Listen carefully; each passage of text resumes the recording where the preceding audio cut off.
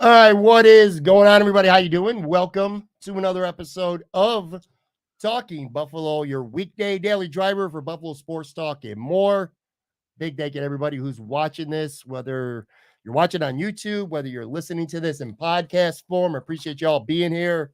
We're recording this Sunday. Actually, if you're watching this on the video side, we're recording this live on the video side. We'll be up on the podcast overnight. I am Patrick Moran. Again, thank you for tuning in. I am joined by my buddy Tone Pucks. Good, big news, man, going on right now. Buffalo Sabres preseason opener. A lot to talk about today.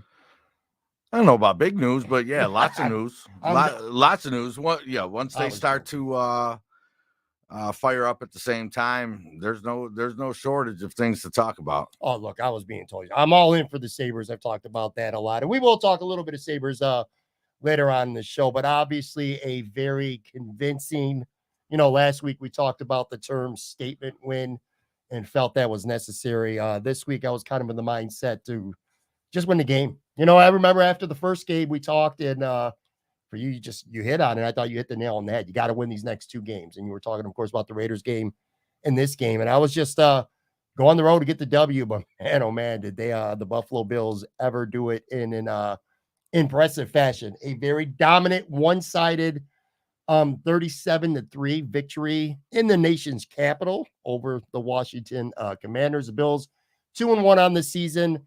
We'll get into the game in just a few minutes. Plenty to talk about, and almost all of it good, which is always refreshing after the episode from a couple of weeks ago.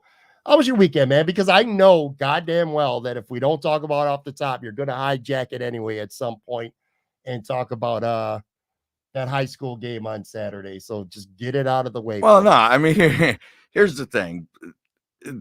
This Bills victory feels a lot like last week's Bills victory, which I think would just lead to a very similar show. And I like to, I like to move around a little bit and not sound redundant from week to week. Like this victory over the Commanders today feels like a lot like last week's victory. So yeah, man, there's no question. I'm coming in with every intention of taking this show off the rails at some point.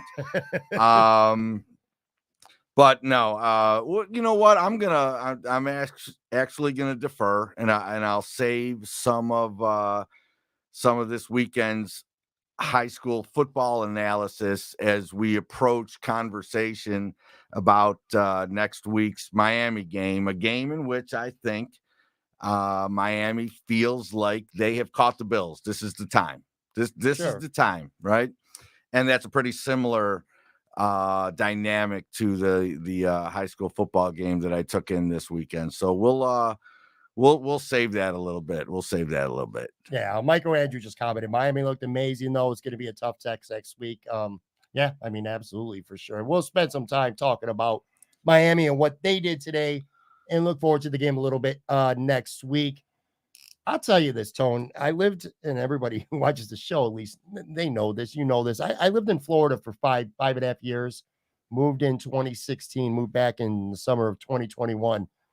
And I got to tell you, there's things about Florida that I miss. And obviously, there's always things about Buffalo that I miss. But I think when you leave here for a certain amount of time, you sort of take for granted, just like on a Buffalo Bills game day, how this city just transforms. And I went on Sunday morning to Target and did a little bit of running around. I went to like 3 or 4 different stores, and you just notice in this town on a game day the sea of Bills gear all over the place. And it reminds me of how special or how important football is to this town, how important the Bills are to this town. I'm already sounding sentimental and corny to you. I see that I've known you for 35 years. I know that look on your face right now. But in all seriousness, man, you feel game day in Buffalo. You can be a fan of the team no matter where you live, and there's millions of Bills fans all over the world. But when you're here in the city on a game day, there's nothing like that vibe, that energy. I think that you get just from seeing and running into people. The whole "Go Bills," you know what I mean? You hear that from everywhere. Just everyone's got Bills gear on, except for us. We got no Bills gear on. No Bills gear today. Well, I mean, last week I think I was in Bills gear, and then I saw you again on Wednesday, and you realized I had the exact same Bills gear on. And Monday and Tuesday were, no different. Yeah, I mean, really astute point by you there. But yes, I mean, it certainly has the feel. Ever since they started getting good, it has the feel. But I think the biggest thing in play right now is that we're still in a time of the year where you can get a lot of kind of outdoor run going as well, as far as watch parties or just, people going from one place to another to take in the game. Talk to me in about a month. All right. Talk to me about, in about a month when we're all freezing our asses off. And there'll still be some, Bills gear on and stuff like that.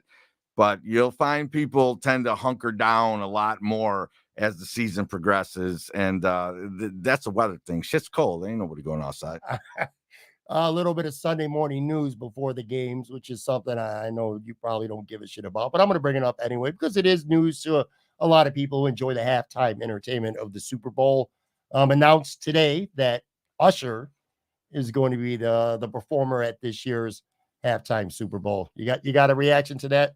Yeah, no, man. Like my, most vivid memory of Usher may literally be the current meme of "watch this," or that's all I know, man. Look, I know some songs and stuff like that, and no threat of a nipple showing, at least not one that'll get everybody worked up. So it seems like it's a good choice. It's a good choice. It's a little bit of who shows up choice. with them. All right, let's ask that. Like, okay, so just about every year now, sure, even in single acts, someone else has made the appearance. Like who's the person who shows up with Usher? He's done a song with Little John, Ludacris. I don't know. It's a good question. A little early. I got to give that some thought. I don't hate Usher being there. I'm going to be honest with you. And again, I know I'm already going off the rails, talking about shit that I know you don't give a shit about. No. But I was hopeful that there was a lot of rumors out there that it might be In Sync that was going to be doing the halftime show. I'm not going to lie to you, man. I was really hopeful those rumors would be founded, but which one's In Sync? Is that the one with Timberlake? Come on. Yeah, listen, man. Dude. All right, I told you. I had a Facebook post not long ago. All right, that all the boy bands kind of running, just run together for me. I don't know which is which. When did you stop really paying attention to current music? Because you don't strike me, and we don't talk much about music when we get together. But like current music, do you like anybody that's within the last like 10 to 15 years, or are you strictly?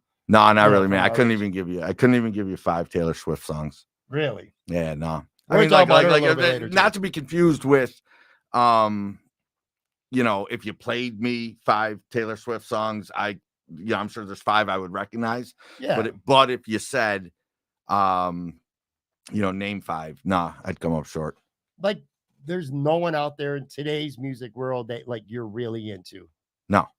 So what would you say? How far back do you go where like you kind of cut it off and you're like, yeah, I'm already set. Like I'm at my limit of how many musicians that I'm really down with. All right. Well, look, I mean, like Kiss is still on the, if I ever find myself on the radio, Kiss is still on the presets. So I guess they would be the ones playing the newest type of music. But you're talking about the radio station. I thought you meant like the band. I'm like, Jesus. No. I'm talking about the radio station. Like Kiss was, is still on my preset. So I guess they're more new than old. But if I come across one song a day on Kiss, that would be a lot. To give you a year would be tough. But if I just went to like my my Spotify playlist, man, you're not gonna see a lot of things post 2010 probably. Yeah, me neither. I mean, if we pulled up right now like the Billboard Top 100 singles, I'd have a hard time naming maybe 15% of them myself. But I'm more locked in than you are. But again, that bar is so low that that's not even really a brag at this point. I never really thought this time would come, but I'm actually getting antsy to talk about the Bills. I'm like, what the fuck, man? Let's go. Let's talk about the Bills. Just kind of digging around there a little bit. I'm kind of savoring it a little bit. And don't let whatever it was, 5 minutes of bullshit music takes, all right, get in the way of all the completely irrelevant shit I got later for you too. All right, by the way, got to give a shout out Anthony Agrisano, our boy. It's his birthday week, and he's already bothering us here on the live stream. Just joking. Shout out Anthony. All right, man, enough is enough. Let's get into some Bills talk because there is a lot to talk about, and almost all of it is good. Again, a 37-3 victory. Usually when we talk Bills or anyone talks Bills, and I get why, because they're the popular players, and it's just more fun to talk offense. And certainly we could talk offense again today. We will. But let's start on the defensive side of the ball today because goddamn, man, I was really I was blown away. Let me ask you this coming into the game, because last time you were on the podcast, that was almost a full week ago. We pretty much just talked about the Raiders game. Didn't really talk much about Washington, but like waking up today, like I was a nervous wreck the Jets game. The Raiders game, I felt okay. For some reason, when I woke up on Sunday, I felt really confident. And I don't know what it was because I was a little bit worried throughout the week. But on Sunday, I just woke up and I felt good. I'm like, Bills aren't losing this game today. How did you feel like when you woke up? What was your approach going into this game? What was your mindset? Well, I mean, we talked about this a little bit, just shooting the shit when I first got here. Mm-hmm. If I were a big shooter, all right, if I were a big gambler, which A, I'm not, and B, it's always a different dynamic with your home team. You're never mm-hmm. sure what you really want to do there. But if I was a shooter and I looked at this result today, I'd be kicking myself for not pounding it. All right, I'd be kicking myself for not pounding it. This team was, what, a 6-point favorite? Maybe it got to a touchdown. I think it was 6.5 at game time. I think it was 6.5. I mean, at any point today, did you watch this and think, boy, this is a surprise? Nah, man. No. It was like, yeah, this is probably what would happen. If these two teams played 10 times, this is happening. Maybe not to the extent of 38-3 or whatever, but this level of blowout is happening half the time. Just half the time. They don't have the horses on offense. McDermott's probably, it's time to start talking about. It's time to start talking about him in Belichick terms with rookie quarterbacks, not Belichick terms overall. All right. Okay, I get what you're saying. Yeah. The dominance over rookie quarterbacks. Yes. It's probably time to start saying, man, are they at a disadvantage against Sean McDermott? And I mean, it was flat out owning them today. It was a blowout that who goes into a game expecting to win that emphatically? In the NFL, you usually don't. Right. All right. But it's a blowout that bettors, at least, should have seen coming. And it's one, as you alluded to, that I think very early on, even when it was 16-0. Come on, man. Are you really looking at 16-0 like, oh, still two scores? Nah. You're looking at 16-0. You were like, yeah, I think it's over. I think it's over already. It felt inevitable. Maybe not 37-3, but it felt inevitable that this game was just going to be a comfortable victory rather early on, which is the complete opposite of how I felt with the Jets. And even when Aaron Rodgers went down and the Bills were up, I still never felt good about that game just because, I don't know, maybe it's just because of Josh Allen's, albeit semi-brief history of playing the Jets, just hasn't played well against them. Today was kind of the opposite when the game started. But I'm not going to lie. I had concerns before the game. I was very concerned about a Washington defensive line that was dominant the first 2 weeks. I think they had 10 sacks through their first 2 games. And I was concerned about that because, again, we saw what the Jets front four did to this offensive line.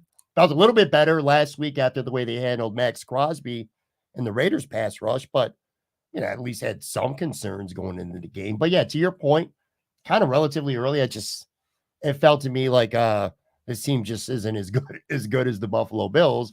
And now I'm realizing it kind of makes me a little bit more mad, to be honest with you, going back to that Jets game now, because it's like, just don't beat yourself. You make a good point, though, because Sean McDermott just owns rookie, young, or shitty quarterbacks, whatever you want to call them. The Bills don't lose those games to those types of quarterbacks. I mean, it was just ultra impressive. I was thinking about that point as far as, he beats them all, the dominance of it. But are we really going to say that, that what's his name again? Sam Howell? No, Wilson. I'm going back to the Jet game. Oh, Zach Wilson. Yeah. Are we really going to say that Zach Wilson, beat Sean McDermott? No, he didn't beat Sean McDermott. McDermott has, had had all the right calls for the most part.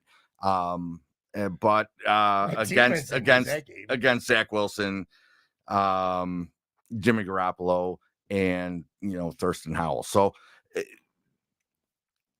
come on, man. You're all caught up and clicking on something over here that I get nothing for Thurston Howell. I get nothing for Thurston Howell. Fuck you. He's got to do it next week, man. I'm ready. I mean, it's just, come on. When are we just moving on to that? When are we just moving on to that? Because that's what needs to be talked about. I'm kind of getting used again. I want to be careful because the majority of the people who are listening to this podcast listen to it on Mondays. I'm kind of messing around with a live stream a little bit, something that I haven't done from home in the office. I do it at Imperial every week, but that's a completely just different situation there. But anyway, yeah, man, this defense just feasts on quarterbacks like Sam Howell, who, to be fair, again, let's not take too much away from Washington because they come in the game 2-0. 2-0 is 2-0. They were down 18 last week. No, he's just not going to give any credit whatsoever. Not to Washington. I'll give the Bills plenty of credit for the way that they dismantled them, but no, I'm not going to look at Washington's 2-0 record. Hey, did I feel like there could be something real to it coming into today? And some clips that I saw of Howell working the ball in the small spaces, yes. But after watching them today, am I giving any credit to their 2-0 start? No, but I will say, and Sam Howell, his issue, even in the 2 victories, was he got sacked 10 times, I think, himself. He's just, I think he had the highest. Aaron Quinn and I were talking about this on the previous show last week. The highest pressure highest percentage of time when he's under pressure, he ended up getting sacked. And obviously that came true to form in a big way on Sunday. Let me run down some defensive stats for you. All Buffalo right. Put up. Love stats. 9 sacks for the Bills, which tied for 3rd and most in franchise history in a single game. 4 picks, 5 turnovers, 15 quarterback hits. Let me run through that again. 9 sacks, 4 picks, 5 turnovers, and 15 quarterback hits. When's the last time you can remember the Bills playing this good of defense in a game? They've put up some really good efforts in the last handful of years, some dominating wins, but this on the road was about as good as I've seen them play on defense. No one had a greater appreciation of what were called stat games back in your floor hockey days. All right. Yeah. Then you were, you know what I mean? I remember how excited you would get for stat games. Love stats. I still do. And that's all the Bills had today. They had a stat game. They looked terrific. All right. So much cause for optimism, especially up front. And Jesus, you include that second level now, which you thought was a one-trick pony level with Milano, and you're learning that it's not. Oh. And then you see terrific plays on the ball in the secondary by Hyde and Tre'Davious White. Tons and tons of reason to be excited over what you're seeing defensively, but the entire conversation will be different at 4:30 next Sunday. All right. And it doesn't mean that it'll be different to the bad, but it's just going to be the litmus test that they haven't had yet. So no matter, hey, they're not going to take away the wins. Okay. No matter what happens next week, they're not going to take away the wins from these last 2 weeks. Fair. But the narrative or the noise surrounding the Bills is going to be entirely different at 4:30 next Sunday. That's a fair point. I don't disagree. My only thing is I'll start worrying about Sunday at 4:30 p.m., a little bit later in the week. Like, even if it's just for one day, I kind of want to digest this game and what they did. And no matter who was lined up, this is an NFL team on a day where we saw a lot of survivor pools get blown to shit between Dallas losing, between Baltimore losing, between who was the other big Jacksonville losing, and we'll hit on those in just a few. But anything can happen in this league on any given Sunday, and I know that sounds corny, but it literally is true. For the Bills to just go out and dominate, it does say something about the talent level of this team. So I'm going to enjoy at least that aspect, or talk about that aspect of it. Let me start with Terrell Bernard, because, man, I said this on Twitter during the game. I'm wrong all the time. You know what? When you put up as many takes as I do, or a lot of people do, you're going to be wrong. It's just, you put your shit out there and you're going to be wrong.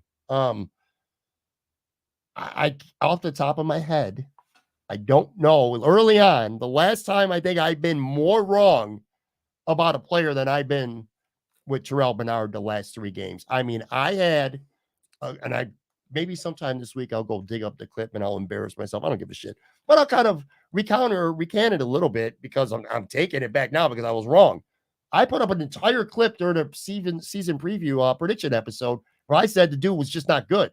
I said by week 3, I predicted Christian Kirksey would probably be starting the middle linebacker for the Bills. Terrell Bernard didn't see any action in the preseason. I don't think he stood out at training camp, and he didn't win the job. Tyrell Dodson lost the job, and I will keep saying that. I just thought he was not good enough. Simple. Played out. Hated the draft pick last year. Didn't like him starting this year. Didn't understand why the Bills did nothing to address Tremaine Edmonds leaving. And now you look 3 weeks in, and this guy, I'm just going to say this, and I'm not saying he's long-term, but right now through 3 games, Terrell Bernard has been every bit as good on this field for the Bills through 3 games as Matt Milano. I think that's how good he's been. Dude, he's making plays, man. You don't think? Yeah, so? I mean, like if Milano makes the leaping interception that Bernard made today, we're going gaga for it. You know what I mean? Yeah. It's like that Mahomes comparison that people always make on Twitter. If Mahomes did this, Twitter would go nuts. And yeah, if Milano did what Bernard did today, on that interception in particular, we're probably going nuts. I'm not ready to, put him in the same breath as Milano. No, neither am I. I mean, I'm saying he's played as well early in the. I know what you're saying. I know what you're saying.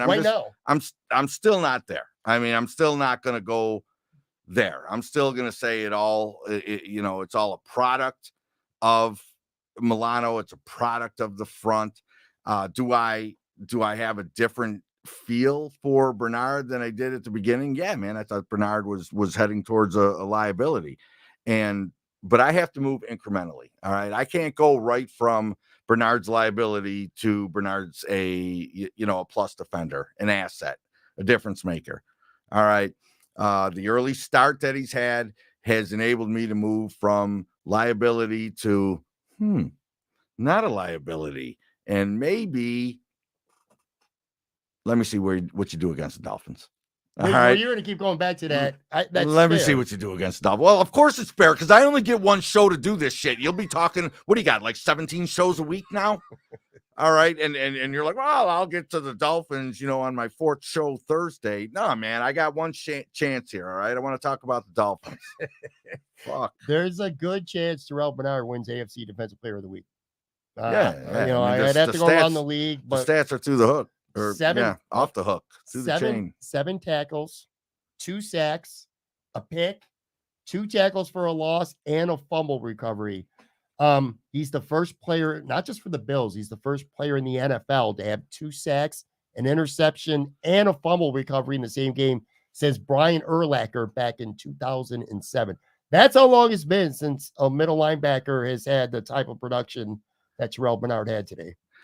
All right, look, I'm not sure if he's listening, but our buddy Ryan is just the type of guy, all right, to think that some text he sent me stating the obvious about Terrell Bernard was completely stolen and used on this podcast by us. Like we were walking around like, fuck, who played good today? Well, Ryan sent this text about Terrell Bernard. Let's use that shit. But he did follow it up with a, hey, dickhead, this merits a response. So I seriously think we found a diamond in the rough with Bernard when it comes to Miami and KC. That speed, leap, and nose for the ball absolutely make Edmonds' exit easy, baby. Go Bills. That's all right? not wrong, though. It's That's not original either, but it's not wrong. It's not. Do you think it merited a response? I'm fine with the dickhead because You're not good at responding. That's just how Ryan rolls. Yeah. I mean, what do I just say there? Like, yeah, I agree. No, but I'm not sure that I do agree. I got to see it. Come on, man.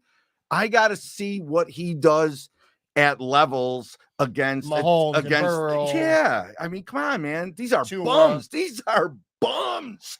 They've played. They have played 3 of the, worst starting quarterbacks in the NFL, and they have done what I would expect them to do against those 3 quarterbacks. That's fair. It's not. I don't think you're not insulting Terrell Bernard. You're insulting the competition. He can only go out there and play against who's in front of him. But still, based on what I thought he was going to be and what he is now, and I will tell you this too, because this is going to turn. I guarantee you this, Tone. If I know you don't pay too much attention to Twitter at all, but if you do this, I think I'm up to 21 followers now. Are you up to 21? I might be. This week, I guarantee you, it's going to be Terrell Bernard's better than Tremaine Edmonds talk all week long. That's going to be the narrative on Bill's Twitter. It's going to be, but it's got to be bigger. All right, yeah, okay, maybe on Bill's Twitter, that's the narrative, but overall, the matchup might be the matchup. All right, of an offense that just hung a 70 burger. I don't know how many were defensive scores, but still, come on. All right, we haven't even said that yet. We're playing a team next week that hung 70.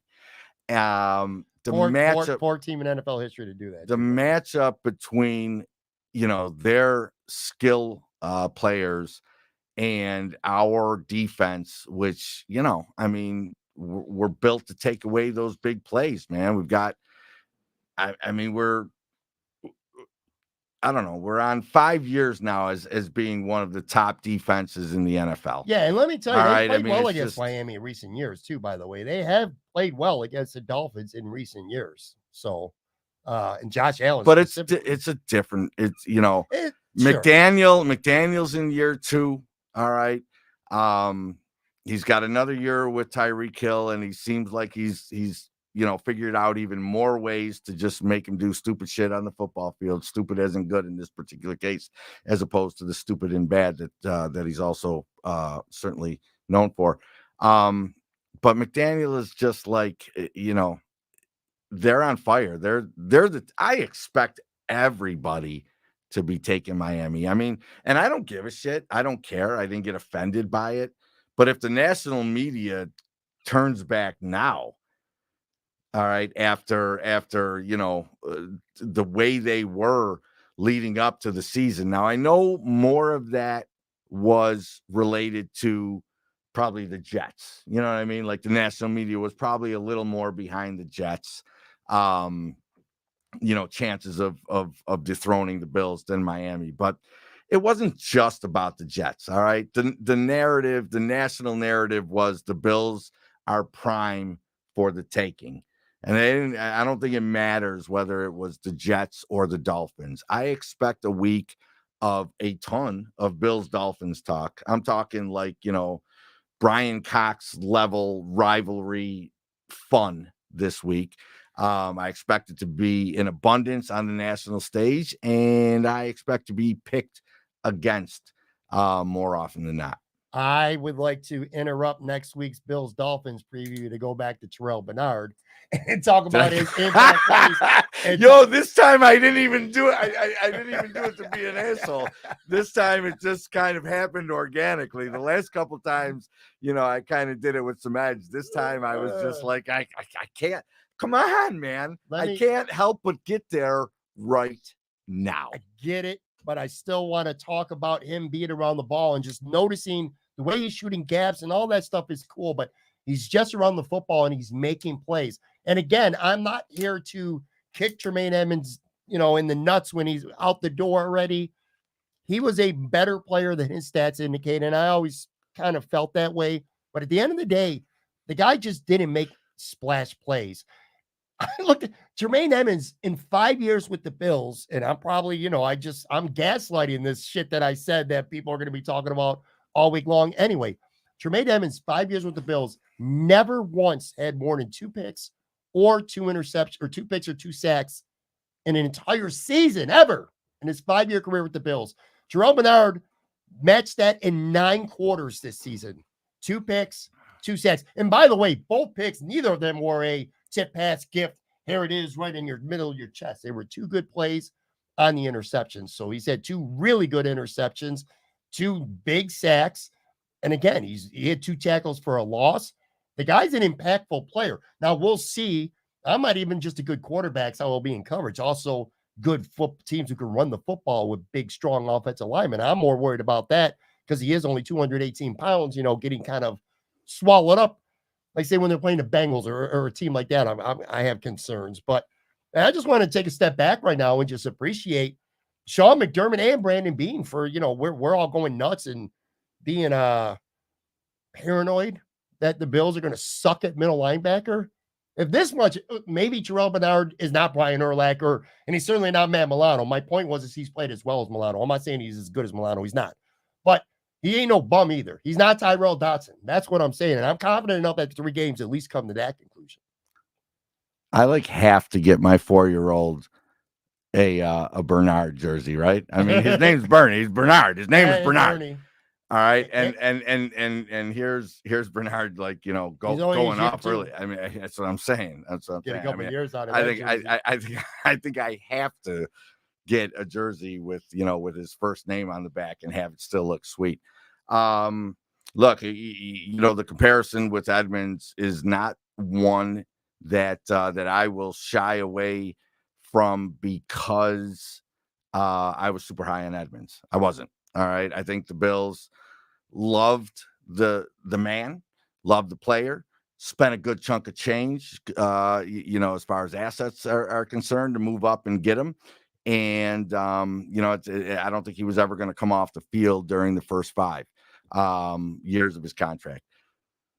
But I think they knew, all right, as many of us did, that what Chicago's giving him right now ain't gonna matter. I mean, it's just like Chicago's got so many other issues right now. They're part of the problem. They're so ugly in so many other places, but they did not get a game-changing defender, and I forgot he played today for Chicago. And they paid in the high teens for him. And now we've got someone on a rookie contract who has had a better game than maybe Edmonds ever had. So it's not out of the realm of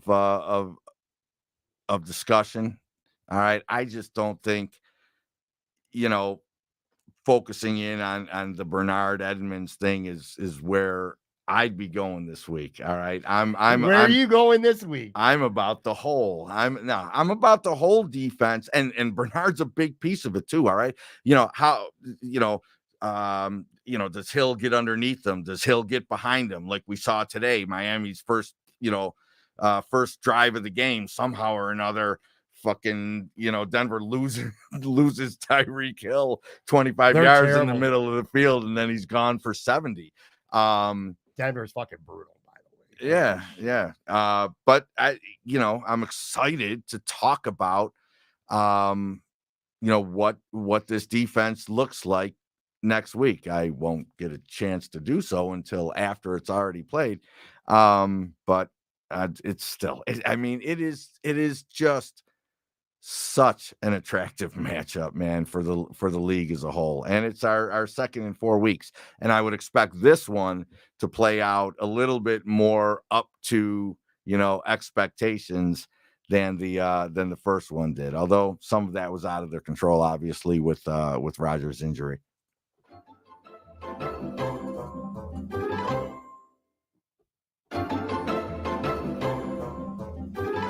All right, I'm back here talking Buffalo, recapping a dominant, one-sided Buffalo Bills victory over the Washington Commanders. I'm with Tone Pucks.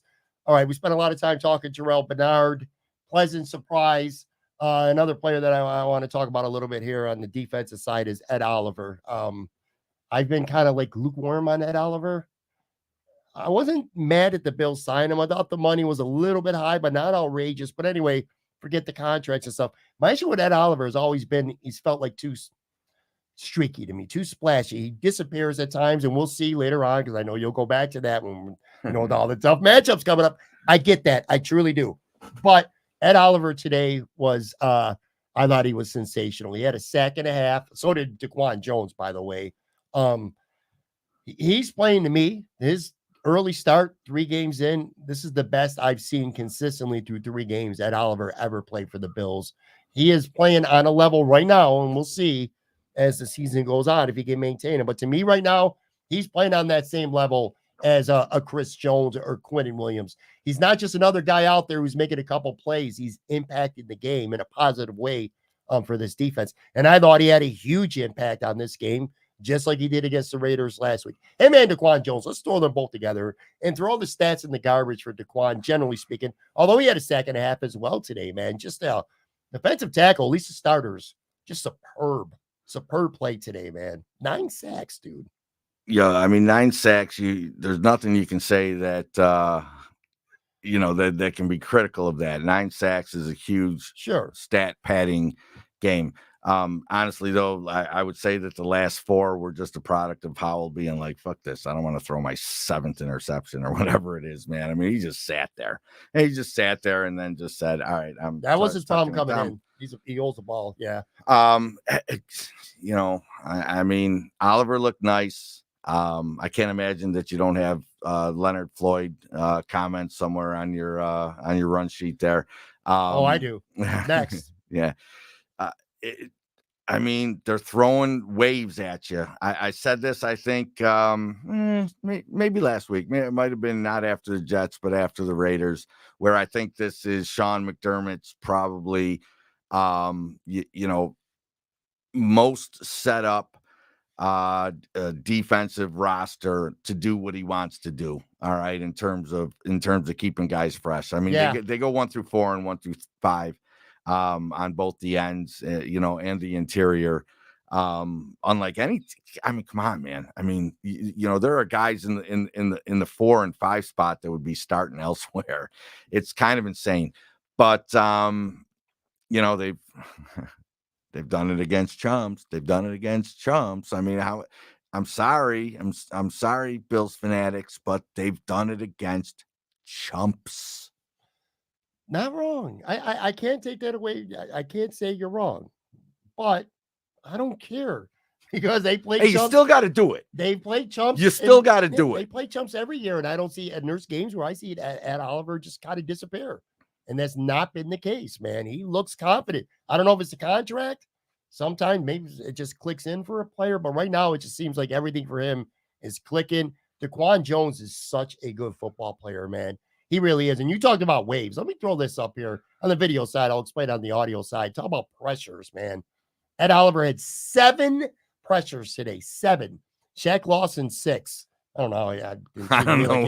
See, that immediately red flags this stat page for me. Well, the rest of it doesn't, though. But you're right. This is from NFL Next Gen Stats, by the way. Ed Oliver 7 pressures. Shaq Lawson 6. AJ Epinesa 5. Leonard Floyd 5. More on him in just a second. Greg Rizzo has just been a rock this year. 5. DaQuan Jones also recorded 5 as well. The Bills, this number is insane, dude. Fucking crazy. The Bills, 69.2 pressure rate is the second highest pressure rate in a game in the NGS Next Generation Stats era. Basically, dude, every time Sam Howell dropped back to pass, Buffalo Bills were getting after his ass. And one of them was Leonard Floyd. Sacks on back-to-back plays. And look, I sat here and admitted that I was wrong about Terrell Bernard. You going to do the same right now at this point about Leonard Floyd? Because we talked about him a couple of weeks ago, like our season primer for the Jets game, and you downplayed him coming here with 9 sacks. Dude, he's already got 3.5 through 3, man. All right, I'm glad that you amended it a little bit by saying that I downplayed it, because that is more what I did than anything. Like, I didn't come out and say, Leonard Floyd has has fallen off a cliff. I'm just, maybe I have Roger Saffold in my mind. All right, which would be fair. That would be. All right. Well, all I was saying is, hey man, it's possible that Leonard Floyd just falls off a cliff. Great not to see. I would consider his back-to-back sacks today the type of plays that I would refer to a closer having. All right, I'm not sure exactly what the score was at the time of the sacks, but I do think it was still only in that 16-0 2-score range. And those sacks, just those were closer level sacks. Mm-hmm. And I think about him and Von as closers when the games roll into December and beyond, and you can't help but be excited about it. Yeah, for sure. And that doesn't even mention Rousseau, who still is a terrific two-way guy. Glad he got a sack too, because he's made plays right at the line of scrimmage, but didn't get credit for sacks. And yes, two-way player. He is. He sets the edge. He sets the edge terrifically. Really coming into his own in year 3. And hey, look, I don't think anybody liked the return on Basham, but if that, I look at it more like this. All right, we needed that more just to have maybe Shaq and AJ Epinesa in our rotation than it was that we really needed, whatever the flip pick was. The hell with whatever the pick was. What we needed to do was get the better players on the field, and it certainly appears that Shaq and AJ are just better NFL players right now, the Boogie Basham. So I was going to say that there was a lot, and I mean a lot of talk that AJ Epinesa would be the one who would get traded if someone got traded, because he's only in the last year of his deal, where Boogie still had 2 more years left on his deal. Certainly seems right now like Brandon Beane made the right call, because again, athletic is shit play. Athletic is shit play. Like nice. when you first saw the wingspan go up and maybe the 5 on the jersey, were you not thinking Rousseau? Yeah. On Epinesa's pick. Oh yeah. Were you not thinking Rousseau? I thought it was him. Totally. Yeah, I mean, again, the wingspan, the athleticism. Probably maybe we saw the 5 on the jersey, but when I was like AJ, holy cow! Good to see. They need that. They're going to need that at some point. If you want to be able to roll out 8 guys, 4 interior, 4 outside edge guys, and not have play fall off a cliff when you don't have your starters in there. You need these kind of games from AJ. And it wasn't just that was a great athletic play. He also had a sack. He also had a pressure that on the Micah Hyde interception. It was AJ Epinesa who forced that quick throw that Micah Hyde picked off, which was good to see as well. Yeah, man. I thought that was I thought AJ Epinesa had a great game. Let me ask you this. Going forward now, assuming the Bills are going to play 4 edge guys, because that's what they've done in the first 3 games. Let's just say, for the sake of discussion, and I don't think it's a lock, by the way, but let's just say Vaughn's back in 2 weeks for the London game against don't even bother saying that, because there's no chance. There's no chance Von Miller goes on a fucking plane to London. I agree, it's but let's the just Giants. Say, all right, it's the Giants. Just say it. Let's go Giants. All right, let's go Giants week 6. Let's just say Vaughn that he comes back. That's the game he comes back. Who do you scratch? Epinesa or you scratch Shaq Lawson? That might be a pretty tough call, man, because they're going to go with 4. It's sure as shit ain't going to be Leonard Floyd. No, super tough call. I like the topic, but at the same time, man, these things just have a way of working themselves out, man. Yeah, somebody pulls a hammy and all of a sudden, someone's down, that sort of thing. But if you're firing on all cylinders and you really got to make a choice there. I think maybe it gets based. It's one of those opponent-based ones where we saw Poona Ford come out today. Maybe against teams more prone to pass. You want the pressure. Maybe that's Epinesa. Maybe the Shaq's a better edge guy. The edge setter is Shaq. But we're talking like 3 weeks away in a sport that is pretty fluid with injuries. So no, it is. A couple quick other things to mention. Micah Hyde having his first pick of the year. That was a nice play. Get him going. He deserved that. And Trey White, that was a nice. It wasn't just an interception is one thing. Having the type of interception he did, it was important. Stopped the score. It was an interception in the end zone. Kind of rolled out to the 1. I wish he didn't do that. Didn't end up mattering much. But that was a nice play from Trey. And look, haven't needed, you keep talking about these scrub teams and tests coming up, and I've been kind of blown and being dismissive of that, but now it is coming because, now you got really good quarterbacks coming up, a lot of them on your schedule, it's very critical, I think, to this defense to get pre-ACL injury Trey White. And week by week, I think you're starting to see that a little bit more. He's been really solid the first 3 weeks. The Bills have played good receivers. I mean, they played Devontae Adams, they played Garrett Wilson, and now they played Terry McLaurin, and none of those guys really did a ton of damage. I mean, Wilson had that unbelievable catch in the end zone, which Trey had great coverage, and Devontae scored a touchdown. But that aside, nobody's like come out and torched this secondary. None of these great receivers, and Trey's had a role in that. So well, I mean, that'll happen when you have nobody to throw the ball to you. Look, I mean, it's just Trey, healthy Trey, and a first real test for Christian Benford after being one of the more interesting stories of training camp on a team where so many positions were already decided. Benford and Trey next week is just it's the matchup that I just can't wait to see how it plays out. It's so good. It's crazy. And I think this is actually, we said this last week, so this would actually be 2 straight weeks. We're like, 40 something minutes and even longer than last week. Haven't talked about Josh Allen whatsoever because this was a defensive, I don't care what the level of opposition was. This was as close to a defensive masterpiece as you're going to see in the NFL. Just, it's as simple as that. On the offensive side of the ball, they were not spectacular, but efficient. Got some stats. Where are they? 9 of 15, the Bills were on third down. That's good. 386 total yards, 34 minutes and 29 seconds time of possession. You know what? We're going to wait a couple more minutes before we talk about Josh, because if Terrell Bernard was like the star of the game for the Bills, and I can make a strong case, and I think he was, I think the unsung heroes of this game, you could take it and divide it into 5 pieces of one pie. The Bills' offensive line was fucking great again. And I was really concerned about them after the Jets game. Didn't give them a lot of credit because of the Raiders. Now, you could say the Commanders are bums. You could say Sam Howell sucks. You could say whatever you want about that offense, but that defensive front 4 is really, really good. And they did nothing today to stop the Buffalo Bills offense. The offensive line, 0. Josh didn't get dropped once. And they ran the ball pretty well. And Josh had a lot of time to throw the ball. He had to improvise a little bit. But again, considering you got Chase Young and Payne and Montez Sweat, who came in the game, I think, with 4 sacks, he did nothing this game.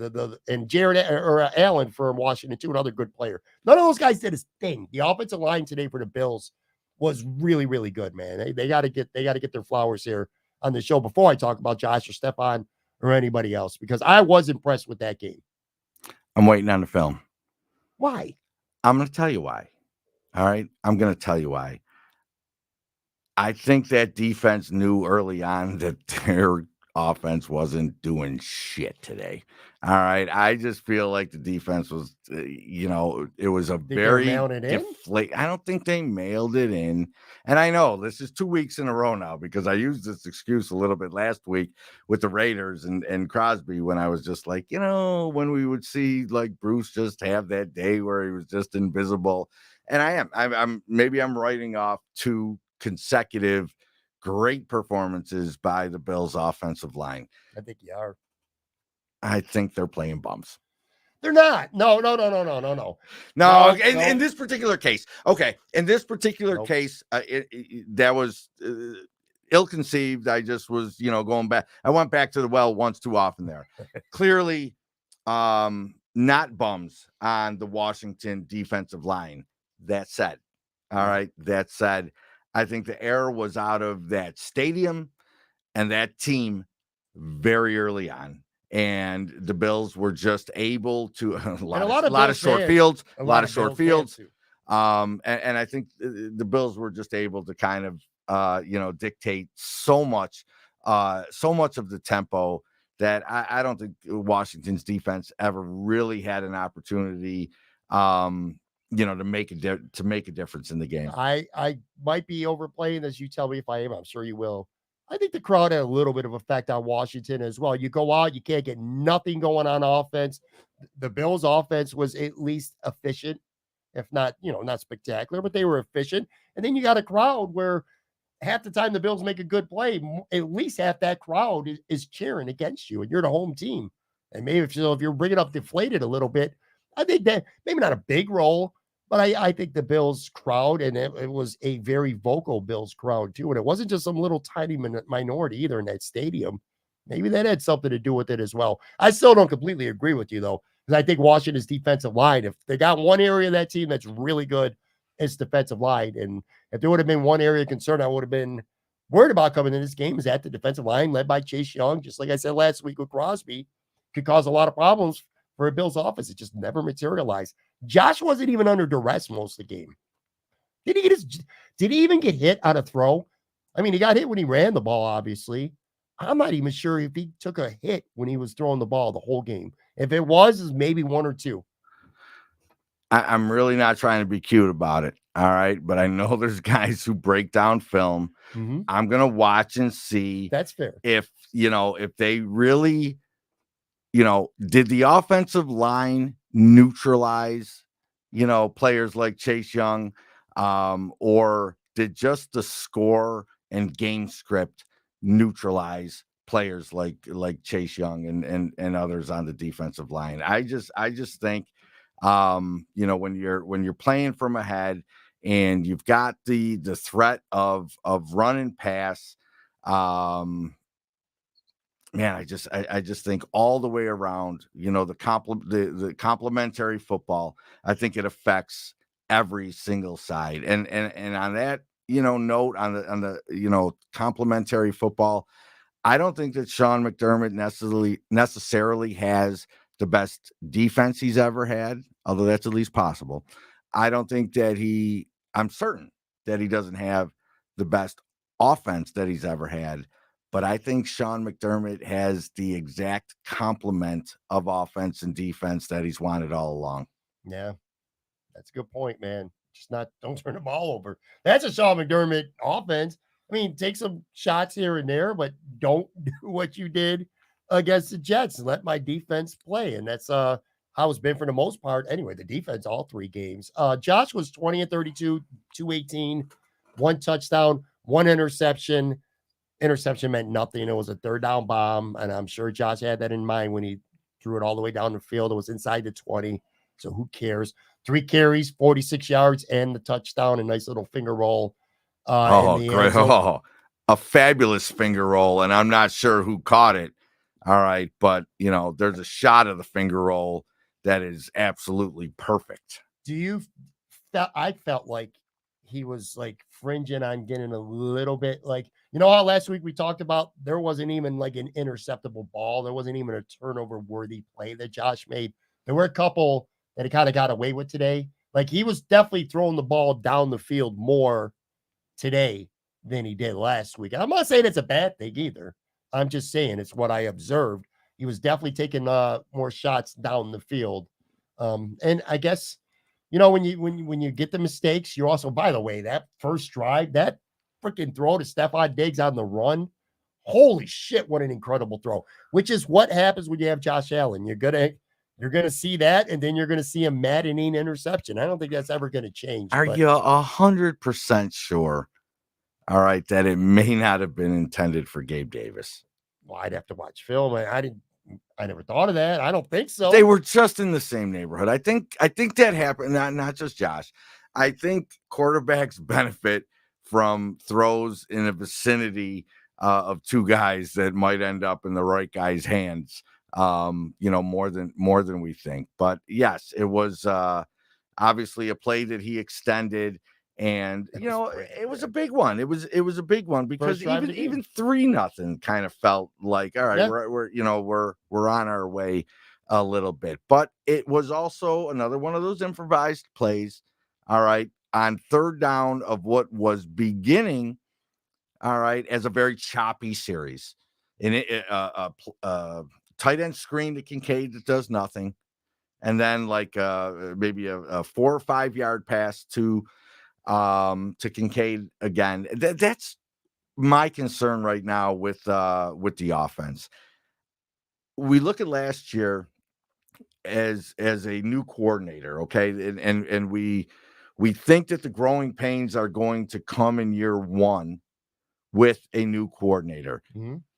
I'm seeing it a little differently, though. For me, it's like Dorsey carried a lot of Daboll principles in year one, certainly a lot of personnel packages in year one that looked a lot like the previous years.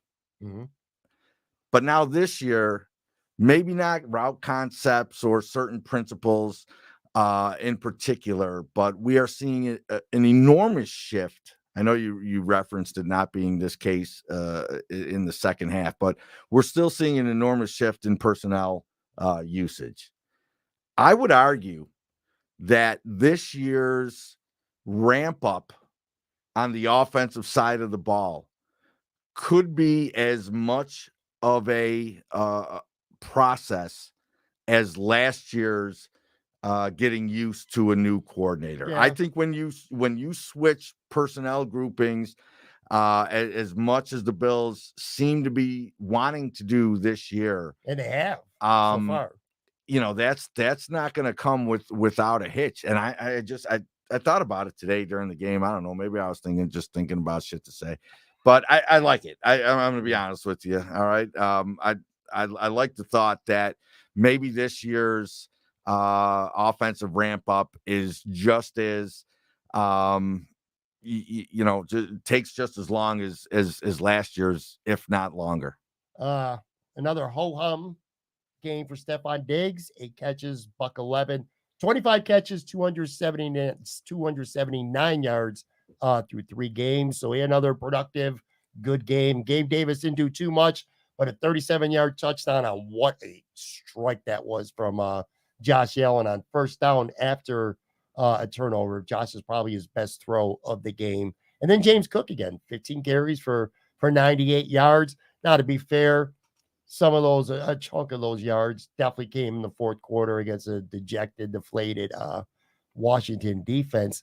I don't know where he stands because of when we're taping this, but James Cook's going to be somewhere. We're 3 weeks into the season, and James Cook is going to be in the top probably 3 in the NFL in rushing through the first couple games. So obviously that's encouraging. Latavius Murray, again, the game might have been decided, but whatever. He gets a touchdown. He gets rewarded. Keep him happy. Yeah, it was a good game for the offense. Good enough. And if your defense is playing like that, you're going to win almost every week. I don't care who you're playing. Let's talk. I don't want to say bad. It's so stupid to talk about negative shit when you win a game by 34 points. I got a couple nitpicky things that I wanted to get your take on. One of them, I didn't think this was a good game for the tight ends. Dawson Knox dropped a touchdown.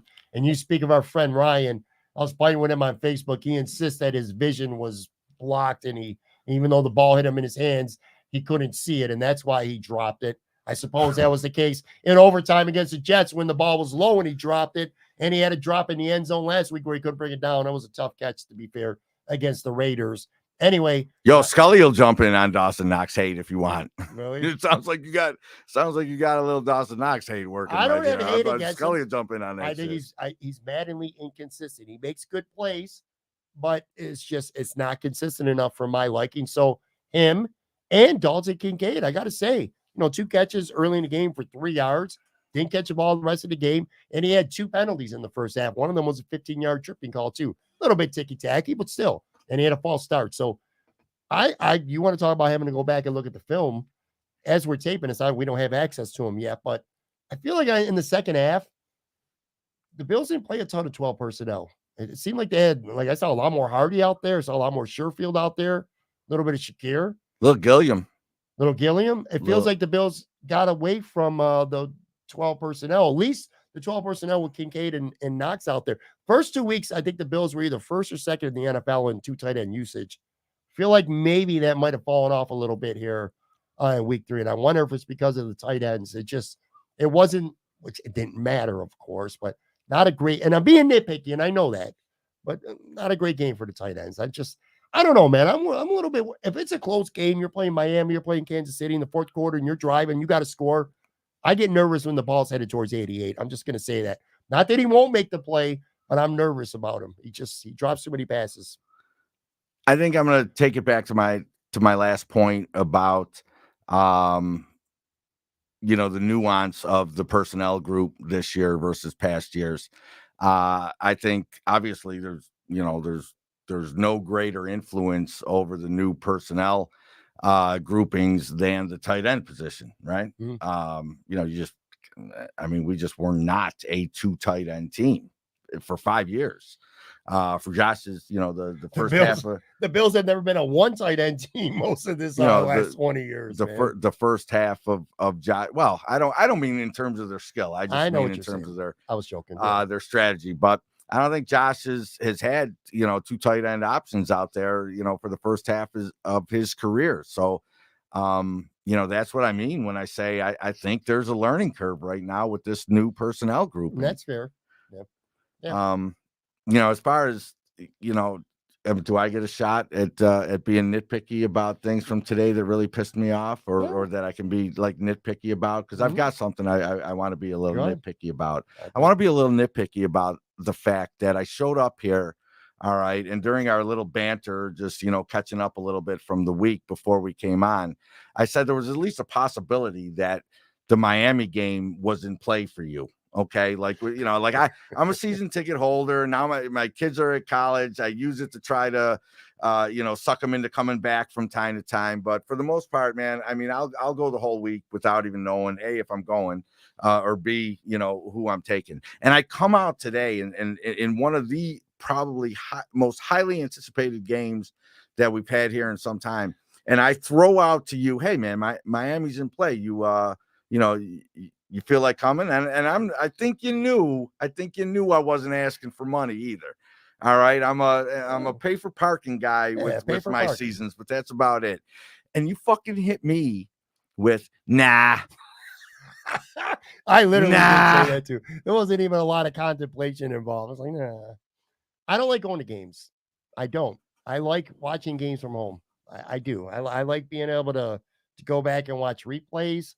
As much as I like the tailgating aspect of going to games, I don't like sitting in the stadium during games. I don't know. I can name you 20 reasons why.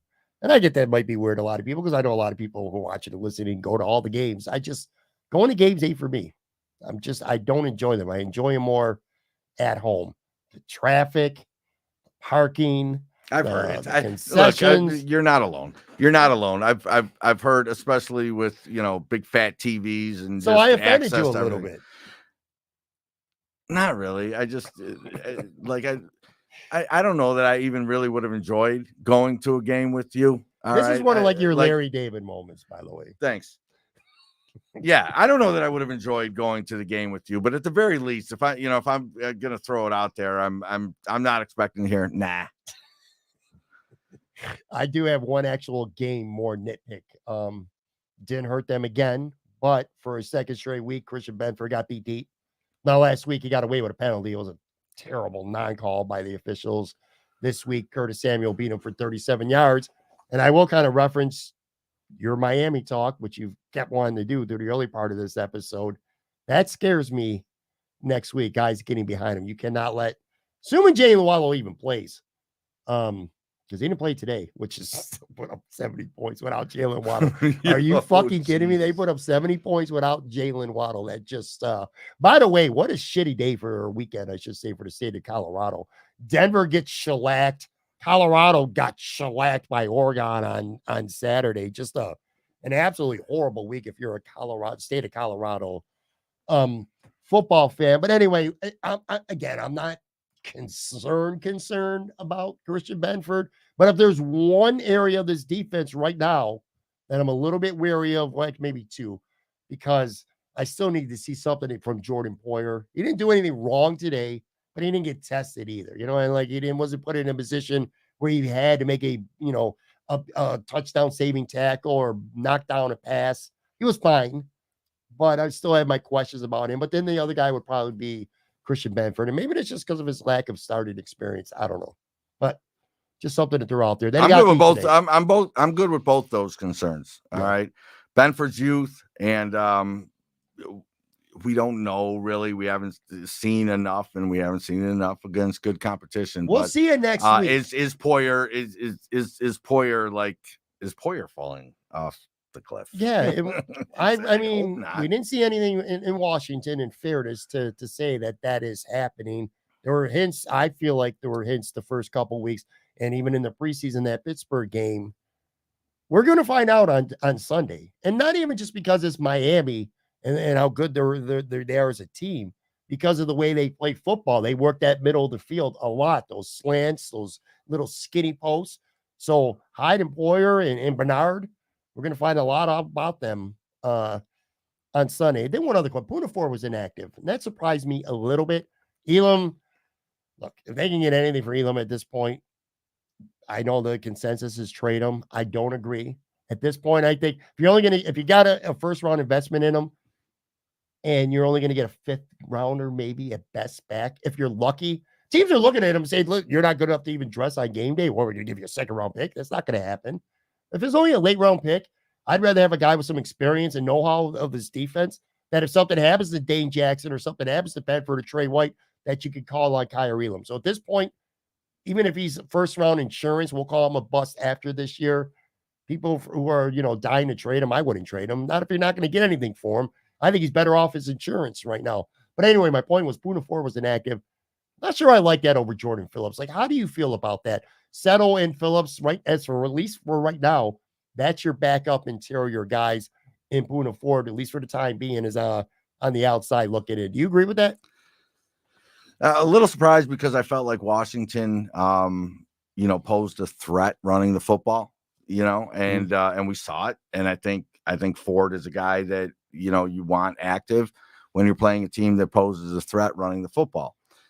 That said, they're so meticulous about, who they dress. They're so meticulous about it. So I would kind of need to get an idea for who ended up active with Ford sitting down and why that might have been before I read too much into. It was Kingsley. Okay. Kingsley Jonathan, they went with the fifth end for this week. And let me throw this out at you. I think it might have been because of Floyd's ankle. Done. Yes. Yeah. So maybe not read so much into it. Exactly. Okay. Exactly. That's fair. So anyway, that's a wrap from this game, and there'll be plenty to look forward to all week with Miami. One thing coming out of that Miami game, potentially for them, I don't know the extent of it, but I do know that Jalen Phillips, who is a stud defensive end, got hurt his oblique, and left the game and didn't come back. And usually, I don't know, oblique injuries. No, obliques are suddenly out there, Yeah. Especially with baseball pitchers. I know you don't pay any attention to the sport, but obliques have really kind of taken over, like high ankle, high what?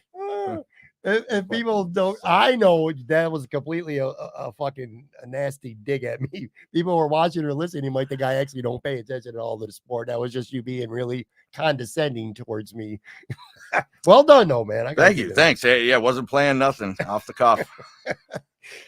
Oh, man. All right. So again, a pretty, I don't know, it was a pretty boring day, quite frankly, and including the Bills game. I mean, if you're not a Bills fan, this was not a fun game to watch. There was not a lot of fun games this weekend. Baltimore and Indy went to overtime. I really didn't give a shit. And, the Chargers in Minnesota, that came down to the last couple minutes of the game. Fine. But overall, that was an important win for the Chargers. It was. Though. Oh, they had to win. That was an important win for the Chargers. Yeah. The games themselves, it may not have been a great slate overall, but there were some teams that had some pressure to win some football games this week. Yeah. The Chargers being one of them. Patriots too, by the way. If the Patriots go 0-3, they're done. They beat the Jets today. The Jets, like kind of you talked about this last week, they're they'll continue to play the Bills tough just because of the style and the matchup. But yeah, they're going to fall off. I don't think they're going to be a factor here much at the end. But yeah, it's going to be all about Miami. And by the way, for people like you who'd like to gamble, the early line, it's not that much. 2.5. Bills are favored by 2.5. And the over-under is 52.5 currently. That's the opening line for the game. But anyway, yeah, just not a real fun day, and some definitely surprises like Dallas losing. And I thought Jacksonville was for real. And if you're for real, you don't lose at home to Houston. Nope, can't do. So you just you cannot do that. yeah. And I'm surprised, Baltimore lost at home to Indy, but Baltimore's still 2-1. I think Jacksonville, the best thing they got going for them is the division they play in. If they were in another division, they'd be in a lot of trouble. Kansas City looked really impressive. Story of this game for me, and I know you don't give a shit about this, but no, I read fucking Taylor Swift, man. Oh, that part. I loved with the Taylor mom. Swift. With the mom. Oh, look, you've got a thing. She's with Travis Kelce's mom. Yeah, I had a graphic up there, dude. I don't know how to feel about that, man. I've enjoyed Taylor Swift, but I can't be down with a celebrity who's rooting for the Chiefs. She'll be in that press box against the Bills and rooting against the Bills. I can't have that. Yo, look, if Carrie Underwood's got to get divorced from who's her husband? That Mike Fisher, that hockey guy for Nashville. Nashville Predator. I think he's start dating Josh or something. Become a Bills She's fan. a little old for Josh. I mean, if she was dating or married, I think she's married. Get off Carrie Underwood. Get on somewhere else. I don't know where to go with it. Like I don't know how. Josh is going to go celebrity wise from Haley Seinfeld. Yeah, and we saw the picture of them looking at a ring. Is it? Yeah. It is such a nothing burger to me. I made a joke in week 1 following the loss, but Josh's relationship status and I love having a quarterback whose relationship status, is something that people pay attention to now, especially when it's a celebrity. It's so weird, but I mean, fucking, I don't know, name a guy. Joe Dufek wasn't dating anybody. I even went pre-Kelly with Joe Dufek. I could have done much better. That was a replacement. That was like the 1982 strike season.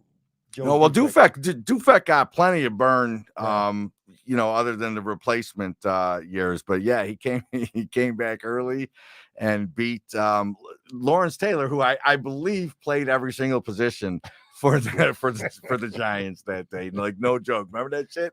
Yeah. Before they came back, LT came back like a week early. I mean, come on, LT against Scabs, that was crazy, and we won.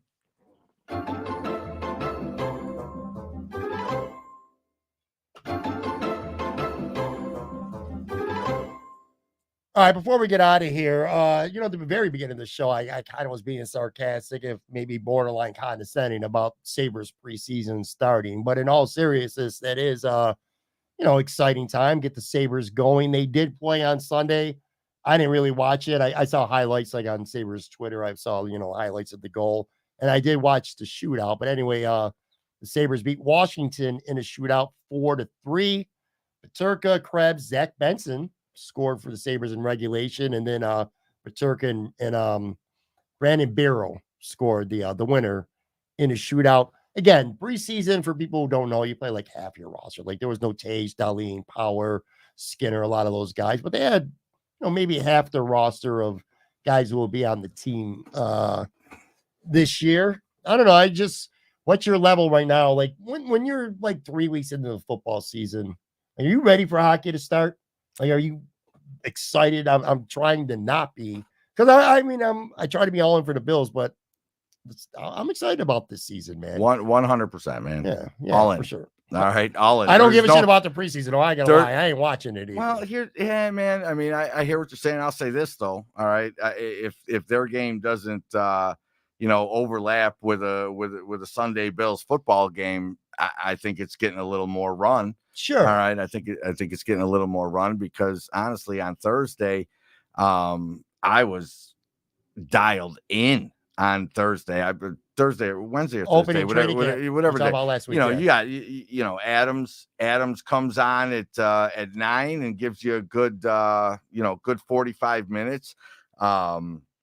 Entertaining, informative 45 minutes, not afraid to, there were some quotes from that the Sabre geeks can certainly take away and have a lot of fun with.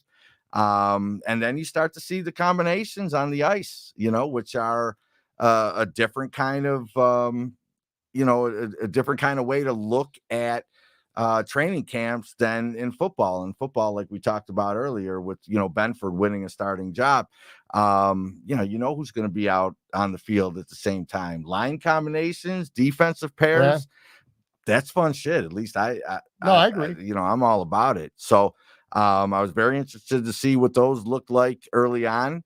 And I'll be right back at it tomorrow. I don't know if they practice tomorrow. They do. I mean, the other group probably well, today does. for people who are listening, but yes, yeah, they both groups practice on Monday. I'm gonna have Joe Yurt on the show tomorrow, and I'll deep dive into these topics a little more. But I'm gonna run a couple of things past you real quick on the hockey side, even if they're just brief takes. But to me, I think like the three biggest camp questions right now for the Sabres going into camp is who that 12th and 13th forward is going to be. I think the top 10 or 11 forwards are set in stone. There'll be room for one guy, especially with Quinn gone, obviously, till around Christmas time. And then maybe your 13th forward, because they're going to need one of those, obviously. And then who Darlene and Power are both going to play with. You talked about it. It's going to change, but right away at camp, it was Darlene playing with Clifton, and it was Power playing with Yoki Haru. And then they had Johnson with Samuelson, which Chris Baker talked about on the show. He likes that pairing a lot. And then the other thing, just for me, seeing Levi look like he's ready to be that number one guy, like he's going to go into the season as their, as their number one, as their starter. I want to see some signs and glimpses through camp practices and maybe a little bit of the preseason and how he looks. But anyway, that sounds pretty much like what are you looking for that anything different besides that with the camp right now over the next couple of weeks? No, I'm just piggyback on your points. I like the idea of depth forward, as a storyline or a talking point. But the interesting thing is, it's not that we're looking for the 13th or 14th forward, and nothing against this guy, because I think he's going to be on the opening night roster, but it's not like we're trying to figure out, is it Tyson Jost or, some journeyman who's trying to crack the lineup. The potential for those spots to go to high profile prospects, all right, is an element of the interest there. You know what I mean? Yeah. Could it be Benson for a trial of 9? Could it be Savoy? Probably less likely now because of the injury. But could it have been Savoy? Could it be Cooley? Could it be Roseanne or Rosine? I'm going to screw that up. Or the other one that I always confuse with Rosine. Help me out. Who do I confuse with Rosine? I can't think off the top of my head. Not Isaac. Isaac Rosine's the first rounder, and it's like the third rounder, later pick. I had to think. It'll come in my head after the show. Piss me off. But anyways, they're the pool, all right, from which those depth forwards can come. Now, mind you, from that pool, if they make the team, they're not likely scratches. All right. The scratches are probably more likely to be like a Tyson Jost or something like that. So, we're talking about guys that are probably cracking the top 9. And we're talking about first rounders. We're talking about premium prospects that are getting a look. So that Lucas Rusek, that's the guy. Thank you. So that makes that those roster decisions that much more interesting. And I'll disagree with something that you said. I do think that forward lines are set up with the purpose of just getting some pairings looked at, and then eventually they're going to change and come together with a little bit of a different overall combination. Defensive pairs, though, I think it's possible, all right, or at least more likely, that they're going to put some guys together that they're maybe hoping just take right off. And I believe that in the case of Clifton and Darlene, not so much necessarily in the case of Jokiharu and Power, but in the case of Darlene and Clifton, I don't think that they'll split them at some point. All right. They'll tinker at some point, but I think that pairing right from the jump is Don Granato saying, I want this to be the first pair. Are you a little bit surprised that that Darlene deal has not gotten done yet? It's been reported on since like the beginning of the summer that it was essentially done. Maybe crossing some T's, dotting some I's, but still not done. Quite obviously, I feel like it will be, but not something that really moves the needle on my level of interest. What I think happened there was I think there were a few guys jockeying to be the first to it. And they knew it was close, so they were creating the the buzz around it being close, and then it had a little bit of it had some hangups, but in the end, I don't think it's been that much different than high-end negotiations of other players. Top 5 type defenders and stuff like that. I think that just we're so fucking hockey crazy, and I hope you take that right to the next point with a local player that many of us are not many of us, many out there are crazy about, but we're just so we're so knowledgeable on the hockey piece. Contracts matter a lot to us. We pay attention a ton. And, there was a little bit of a buzz there that it was close, and I'm not worried that it's not done. Yeah, I'm not either. I think Darlene ultimately gets done for sure. I think that's a foregone conclusion. Power, a little, not quite as much cut and dry. Maybe he signs a bridge deal. Maybe, Chris Baker talked about this a little bit. Why would Power right now want to sign a 7 or 8 year deal? That 4 years from now might seem cheap. He could sign a 2 or 3 year bridge deal. That's what is that. If he was Power's agent, he said that's what he would be doing. But yeah, I think Darlene will be a foregone conclusion. You mentioned the local kid.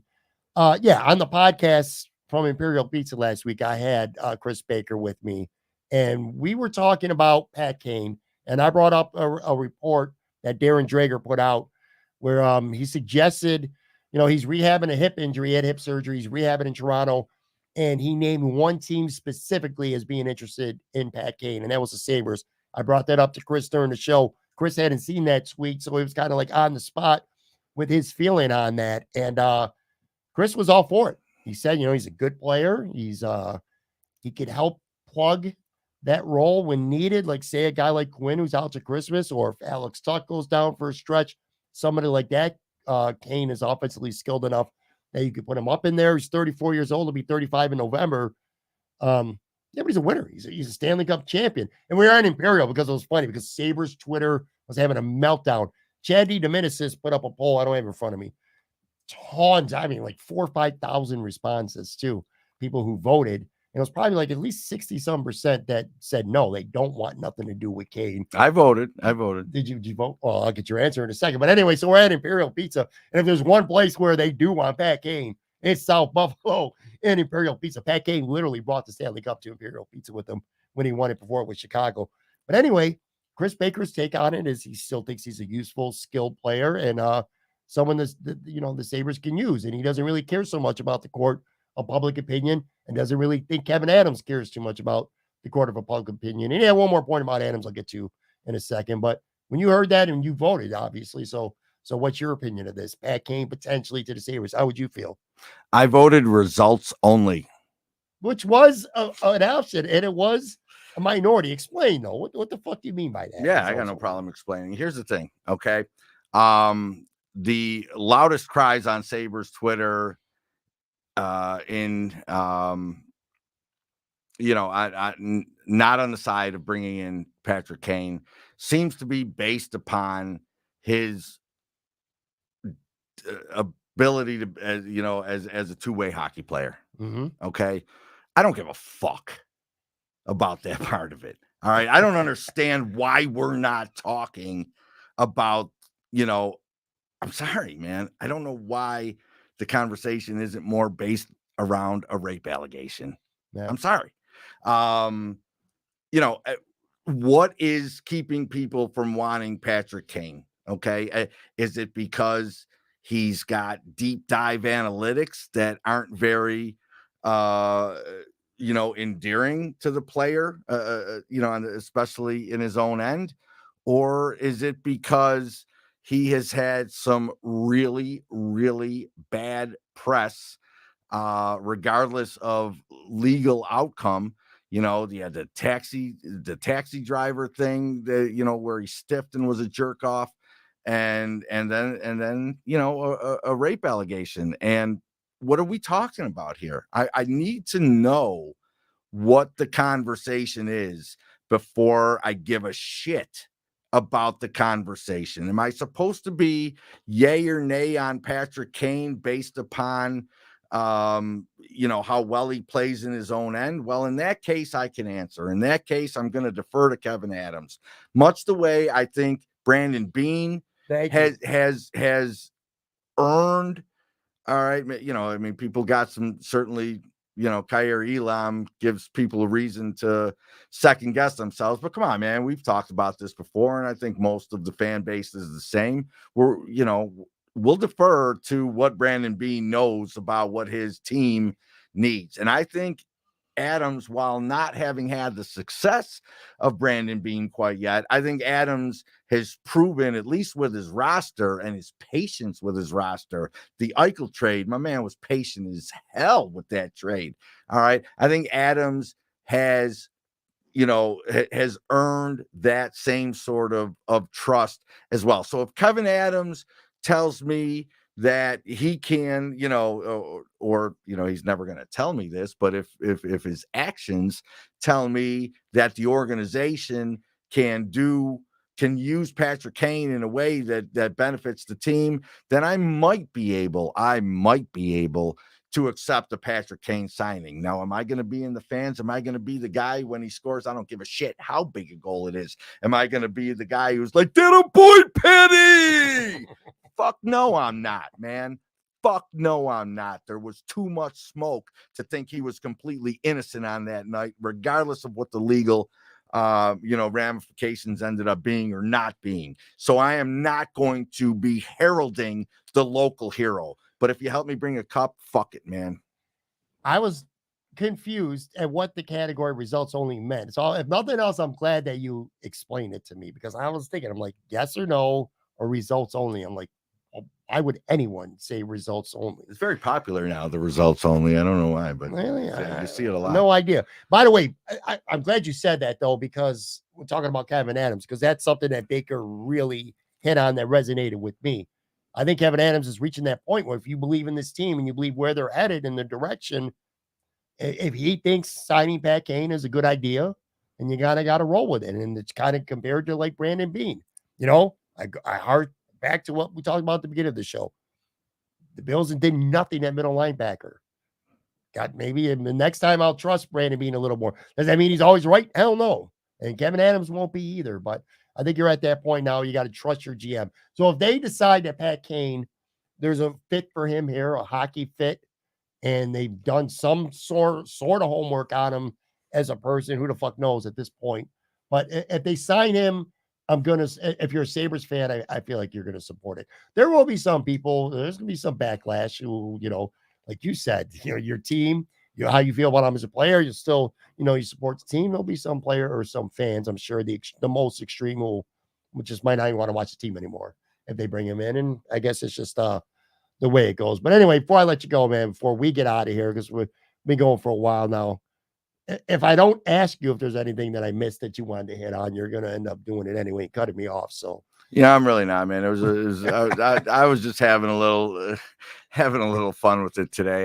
You know, maybe one day we'll you know, not be coming off of a Bills game, and we can broaden the spectrum a little bit and talk about you know, my hat here, the Canisius High School hat here. But you're really proud of those Crusaders. They did smack the shit out here's of the St. thing. Joe's. Here's the thing, though. All right, I actually would have much rather seen a very good, close football game. I approach you know, high school. He's talking about Canisius in high school, by the way. He's not talking about the Bills game. Go ahead. Correct. Yeah. I approach high school games from just a fan's perspective, from the perspective of a referee. I try to stay, even though I block Canisius, so I don't take them, because I have a very modest coaching role there for the baseball side of things.